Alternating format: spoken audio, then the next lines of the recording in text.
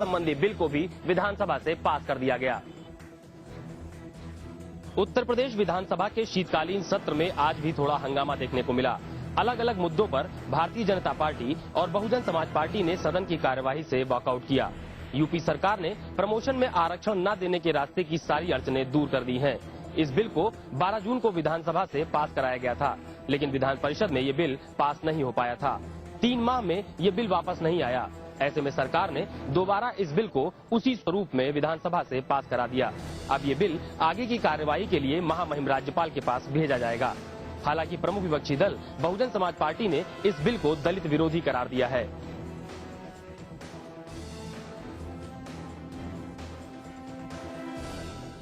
वहीं दूसरी तरफ कार्यमंत्रणा समिति की बैठक में सरकार ने विपक्ष की मांगों पर विचार करते हुए सदन की कार्यवाही की अवधि बढ़ा दी है। अब 4 और 5 दिसंबर को भी सदन की कार्यवाही सुचारू रूप से चलेगी। उत्तराखंड अल्पसंख्यक आयोग के बर्खास्त अध्यक्ष सुखदेव सिंह नामधारी की मुश्किलें कम होने का नाम नहीं ले रही। पॉन्टी चड्ढा और हरदीप चड्ढा के मर्डर केस में 5 दिनों की रिमांड झेल चुके नामधारी साकेत कोर्ट के नए आदेश के बाद रविवार तक 3 दिनों की पुलिस हिरासत में रहेंगे।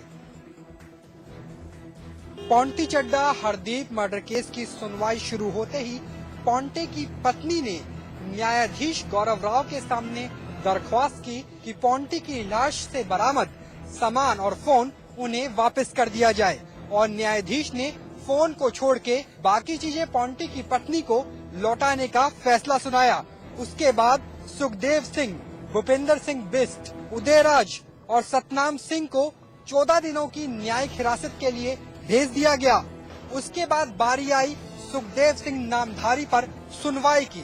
हरदीप चड्ढा के ड्राइवर भूपेंद्र सिंह बिस्ट ने दावा किया कि नामधारी ने गोली चलाई थी और वो गोली हरदीप को लगी थी।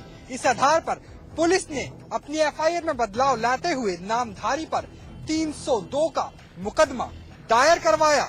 नामधारी के वकीलों की तरफ से ये दलील दी गई कि नामधारी 17 नवंबर से 24 नवंबर तक दिल्ली पुलिस की अवैधानिक गिरफ्त में थे और नामधारी के उत्तराखंड के बाजीपुर स्थित फार्म हाउस से जो हथियार बरामद किए गए वो सही हैं और उस हथियार से कोई भी गोली नहीं चलाई गई। इन दलीलों के बावजूद जिला न्यायालय ने नामधारी को 3 दिनों की पुलिस हिरासत में भेज दिया।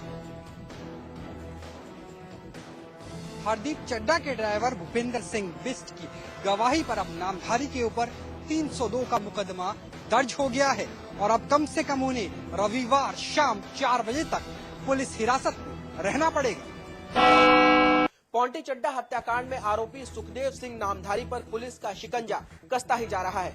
मामले में उत्तराखंड पुलिस पंजाब पुलिस के साथ मिलकर नामधारी के लाइसेंस की जांच करने में जुट गई है। आपको बता दें कि पॉन्टी हत्याकांड में उत्तराखंड के पूर्व अल्पसंख्यक आयोग के अध्यक्ष सुखदेव सिंह नामधारी के लिप्त होने के बाद से ही नामधारी के कई अहम राज उजागर होते जा रहे हैं। ये licence number 276 PS Kurali Punjab, यहाँ का ये लाइसेंस है और इसके ऊपर पूरी तरह से जांच कर रहे हैं और पंजाब पुलिस के साथ भी हम संपर्क बनाए हैं। कौन कौन से हथियार इस पे चढ़े हैं इसकी भी हम पूरी तरह से जांच कर रहे हैं। इलाहाबाद हाईकोर्ट की लखनऊ बेंच ने वाड्रा और DLF को लेकर दायर याचिका पर सुनवाई करते हुए फैसला सुरक्षित रखा है। सामाजिक कार्यकर्ता नूतन ठाकुर की तरफ से इलाहाबाद हाईकोर्ट की लखनऊ बेंच में अरविंद केजरीवाल तथा प्रसाद भूषण द्वारा रॉबर्ट वाड्रा और DLF के खिलाफ लगाए गए गंभीर आरोपों के संबंध में दायर याचिका की सुनवाई में आज लखनऊ बेंच ने फैसला सुरक्षित रखा है। कल ही प्रधानमंत्री कार्यालय से याचिका में उठाए गए बिंदुओं पर जवाब दाखिल किया गया था, जिसमें रॉबर्ट वाड्रा को क्लीन चिट दिया गया था। नूतन ठाकुर ने इस याचिका में कहा था कि प्रधानमंत्री कार्यालय को वाड्रा पर लगाए गए आरोपों के संबंध में जांच कराए जाने के संबंध में निर्देशित करे, जिस पर कल ही कार्यालय से रॉबर्ट वाड्रा को क्लीन चिट दे दिया था। आज सुनवाई के दौरान याचिकाकर्ता के वकील ने कई तथ्य सामने रखा और कहा कि कोई कंपनी महज कुछ ही महीनों में 50 लाख से 300 करोड़ की कैसे हो गई और वाड्रा ने कांग्रेस के बल पर DLF को सहायता भी पहुंचाया है। ये प्रेयर की गई थी कि मेरे द्वारा पीएमओ में जो रिप्रेजेंटेशन दी गई है, जिसमें इंक्वायरी की मांग की गई थी कि पीएमओ ऑफिस को जो भी एप्रोप्रिएट एजेंसी लगती हो उससे इस मैटर की इंक्वायरी कराई जाए। तो आज इस मैटर में काउंटर फाइल की गई है पीएमओ ऑफिस के द्वारा, जिसमें मुख्य रूप से ये बात कही गई है कि ये दो प्राइवेट सिटीजन्स के बीच का प्योरली कमर्शियल ट्रांजैक्शन का मैटर है और जो भी आरोप लगाए गए हैं वो निराधार हैं, बेबुनियाद हैं और तथ्यों पे आधारित नहीं दिखते हैं, हियरसे पे हैं। प्रदेश की वित्तीय स्थिति के साथ साथ वित्तीय प्रबंधन पर भी सवालिया निशान खड़े होने शुरू हो गए हैं। बजट खर्च करने में नौकरशाह फिसड्डी साबित हो रहे हैं। ऐसे में सरकार के लोगों ने ही सरकार को कोसना शुरू कर दिया है। प्रदेश के विधानसभा अध्यक्ष गोविंद सिंह कुंजवाल ने एक बार फिर सरकार पर निशाना साधते हुए कहा है कि बजट खर्च में जो कोताही बढ़ती जा रही है उससे सरकार की छवि धूमिल हो रही है। उनके अनुसार तिवारी सरकार के दौरान भी ऐसे ही चुनावी मौसम था, लेकिन तब तो बजट अच्छा खर्च किया गया था। वहीं उन्होंने साफ किया कि सरकार या तो प्रदेश की आर्थिक स्थिति की तस्वीर जनता के सामने रखे या फिर विकास कार्यों के लिए पैसा रिलीज करे।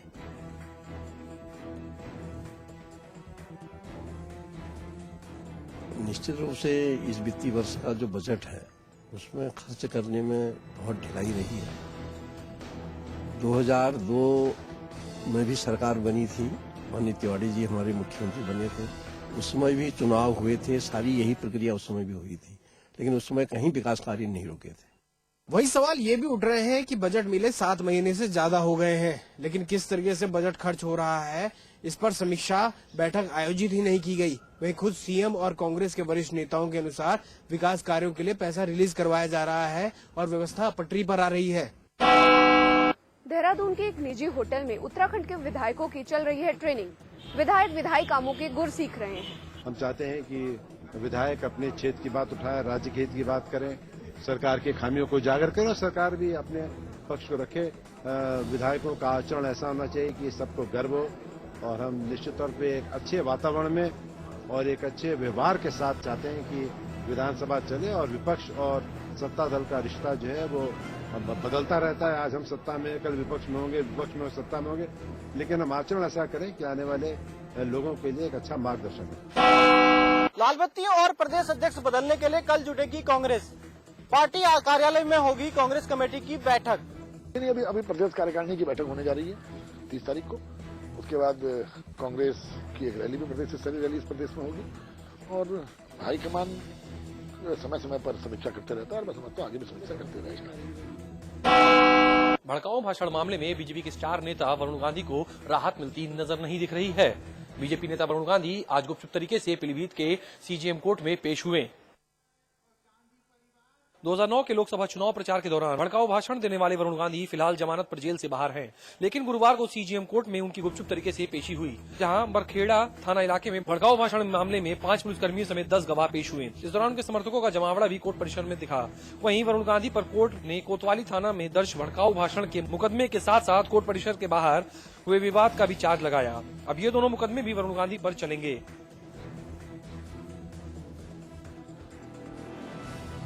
जिस तरीके से आज वरुण गांधी की कोर्ट में पेशी हुई, उससे साफ हो गया है कि सपा सरकार उन पर कितनी मेहरबान है। उत्तराखंड के मुख्यमंत्री विजय बहुगुणा ने बाबा रामदेव और उनके सहयोगी आचार्य बालकृष्ण के सभी आरोपों को सिरे से खारिज कर दिया है। मुख्यमंत्री विजय बहुगुणा ने देहरादून में पत्रकारों से बातचीत में कहा कि योग गुरु बाबा रामदेव और उनके किसी प्रतिष्ठान के खिलाफ कार्रवाई में सरकार का कोई हाथ नहीं है। वहीं सुखदेव सिंह नामधारी के मुद्दे पर उन्होंने कहा कि जल्द ही राज्य अल्पसंख्यक आयोग के नए अध्यक्ष की नियुक्ति की जाएगी। इसके अलावा लाल बत्ती बांटे जाने के सवाल पर मुख्यमंत्री ने कहा कि प्रदेश कांग्रेस प्रभारी चौधरी वीरेंद्र सिंह 30 नवंबर को देहरादून आ रहे हैं और उनके साथ लाल बत्तियों के बंटवारे और पार्टी से जुड़े अन्य मामलों पर विचार किया जाएगा।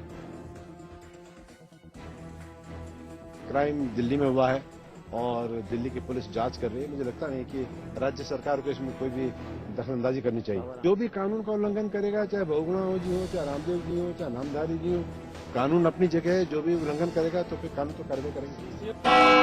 बुंदेलखंड के बांदा में इन दिनों अतिक्रमण हटाओ अभियान जोरों पर है। प्रदेश सरकार उन सभी अवैध होटलों और दुकानों को हटवा रही है जो यातायात के लिए सिरदर्द बने हुए हैं। शहर में हर उस जगह से अवैध कब्जा हटाया जा रहा है जो यातायात को प्रभावित करता था। पिछले दिनों 30 त्योहार के मौके पर अतिक्रमण करने वाले दुकानदार, रेवड़ी वाले, पट्टी वाले, चाय वालों के डिब्बे अवैध तरीके से अपने डिब्बे जमा किए करते थे। स्थानीय पुलिस चौकी पर तैनात पुलिस वालों की मेहरबानी से अवैध कब्जे चल रहे थे, मगर मामले में आज तेज तैनात SDM गिरीश कुमार की अगुवाई में प्रशासन ने अतिक्रमण हटाओ अभियान जोरों पर है।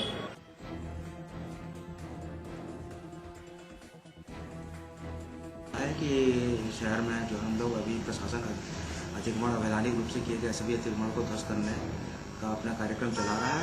कुछ दिन पहले अभी जजी परिषद में भी अतिक्रमण हटाए गए थे और इसी क्रम में आज जो है तहसील और रोडवेज के सामने अतिक्रमण हटाए गए हैं और कल इसी अभियान को आगे जो है ओवरब्रिज तक वहाँ तक हम ले जाएंगे।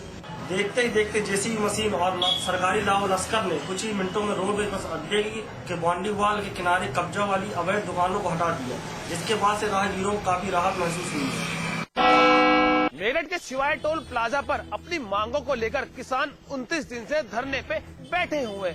वहीं देर रात टोल कर्मियों ने टोल पर कब्जा कर टोल वसूली शुरू कर दी, मगर आज किसानों ने दोबारा टोल पर कब्जा किया और टोल फ्री कर दिया। मेरठ के शिवाय टोल प्लाजा पर पिछले 29 दिनों से धरना दे रहे भारतीय किसान यूनियन के कार्यकर्ताओं का धरना देर रात प्रशासन ने पुलिस फोर्स के बल पर समाप्त करा दिया था, जिसके बाद टोल कर्मियों ने टोल वसूली शुरू कर दी थी। लेकिन आज भाकियू नेताओं ने अपनी रणनीति तैयार करते हुए शाम करीब 4 बजे टोल पर दोबारा कब्जा जमा लिया और फिर से टोल पर वाहनों का आना जाना फ्री कर दिया।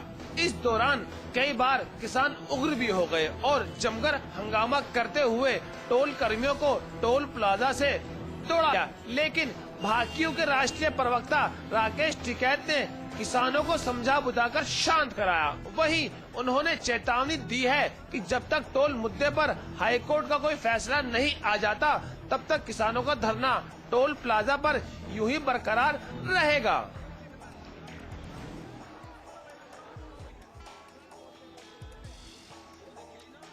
धरना यहाँ पे अभी कोई बातचीत करने को कोई तैयार नहीं है। धरना यहाँ पे 28-29 दिन हो गए धरने को, लेकिन अभी कोई बातचीत को तैयार नहीं है यहाँ पे। और हम जब से कह रहे हैं कि ये पूर्ण रूप से अवैध टोल है, जो यहाँ पे वसूली हो रही है ये भी अवैध रूप से वसूली हो रही है और जितना ये धन अर्जित हो रहा है सरकार के खाते में जाना चाहिए, इसकी पूरी जांच होनी चाहिए। भारतीय किसान यूनियन कल अपनी पंचायत करेगी, उसमें कल दिन में निर्णय हम लेंगे। टोल मुद्दे पर हाईकोर्ट की अगली तारीख 11 दिसंबर तय की गई है। वहीं किसानों का ये भी कहना है कि कोर्ट के फैसले का सम्मान करेंगे, मगर दूसरी तरफ उनका ये भी कहना है कि टोल पर धरना जारी रहेगा। प्रेम की नगरी कही जाने वाले आगरा में दुल्हनें बेची गई, वो भी महज 7-8 हजार रुपए में। जी हाँ, ये मामला है आगरा का। यहाँ नारी संरक्षण गृह में 11 समाजसेवियों की शादी के दौरान नारी संरक्षण गृह ने दूल्हों से 60-60 हजार रुपए लेकर उन्हें उनकी मनपसंद दुल्हन सौंप दी। इस बात का खुलासा शादी के दूसरे दिन उस वक्त हुआ जब एक दूल्हे ने एक महिला संगठन से इस बात की शिकायत की। इसके बाद प्रशासनिक अधिकारियों के साथ मिलकर महिला संगठन ने मामले में जांच बिठा दी, लेकिन शादी कराने वाले नारी संरक्षण गृह की अधीक्षक खुद पर लगे आरोपों को सिरे से खारिज कर रही हैं। हमने अभी भी डीएम साहब को अपना ज्ञापन भी दे दिया है। हमारी समस्या यही थी कि शादियां हुई हैं नारी संरक्षण गृह में, जो कि महिलाओं को घर बसाने के लिए और उनका सामान्य अच्छा जीवन व्यतीत करने के लिए की गई थी, उसमें जो है घोटाले पाए गए हैं और 60 हजार ऐसा संज्ञान में आया है कि 60 हजार रुपए लेकर उनकी शादी की गई है। जी हाँ, आपको बता दें 25 नवंबर को कालिंदी बिहार स्थित नारी संरक्षण गृह में 11 समाजसेवियों की इसी क्षेत्र के कृष्णा गार्डन से शादी हुई थी। लखनऊ के जीआरपी पुलिस को एक बड़ी कामयाबी हाथ लगी है। एक ऐसे गिरोह का भंडाफोड़ किया गया है जो हाई प्रोफाइल लोगों को ट्रेनों में अपना शिकार बनाता था। राजधानी लखनऊ की जीआरपी पुलिस ने एक ऐसे गिरोह को धर दबोचा है जो लंबे समय से जहरखुरानी कर लोगों को लूटने का काम किया करता था। जीआरपी ने इस गिरोह के 4 सदस्यों को गिरफ्तार कर लिया, जिसमें गिरोह के सरगना के साथ एक महिला भी शामिल है। इस गिरोह के सरगना कुलदीप पर पहले से ही 10,000 का इनाम घोषित किया जा चुका है, जो आज अपने 3 अन्य साथियों के साथ रंगे हाथ गिरफ्तार कर लिया गया। इन लोगों के पास से लूटा हुआ लाखों का सामान भी बरामद किया गया है, जिसमें लैपटॉप, कैमरा, मोबाइल, महंगी घड़ियां और विदेशी करेंसी भी शामिल है। आपको बता दें कि इस गिरोह का सरगना